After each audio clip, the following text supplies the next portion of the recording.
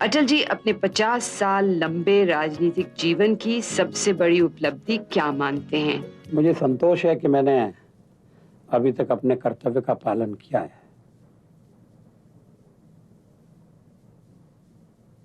कोई ऐसा बर्ताव नहीं किया जिससे देश या समाज के हित को चोट पहुंचे। और सबसे बड़ी असफलता? मैं व्यक्तिगत सफलता असफलता की कसौटी पर नहीं करता,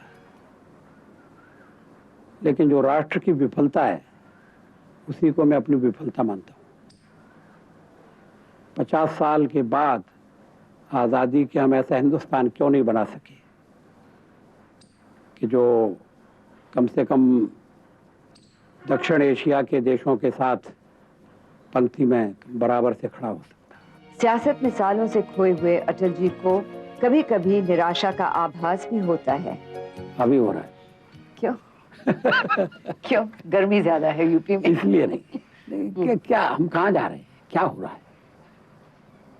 मैं 57 में लोकसभा का पहली बार सदस्य चुना गया था। 97 है। कभी कभी सदन में बैठकर इच्छा होती है कि उठकर चला जाऊं, कभी कभी इच्छा होती है कि इस्तीफा दे दूं, लेकिन फिर वही सवाल पैदा होता है जाए तो कहां जाए, क्या करें? अटल बिहारी वाजपेयी अगर श्यामा प्रसाद मुखर्जी से प्रेरित होकर पॉलिटिक्स में नहीं आते तो वो क्या होते? मैं लिखता पढ़ता, उसमें कविता भी करता, शायद कहीं कॉलेज में पढ़ाता या पत्रकार हो जाता। एक घटना ऐसी हो गई जिसने मुझे राजनीति में आने के लिए प्रेरित किया। मैं दिल्ली में पत्रकार के नाते काम कर रहा था। उसी समय डॉक्टर श्यामा प्रसाद मुखर्जी जम्मू कश्मीर आंदोलन के सिलसिले में परमिट सिस्टम को तोड़कर श्रीनगर गए थे। पत्रकार के नाते मैं उनके साथ था।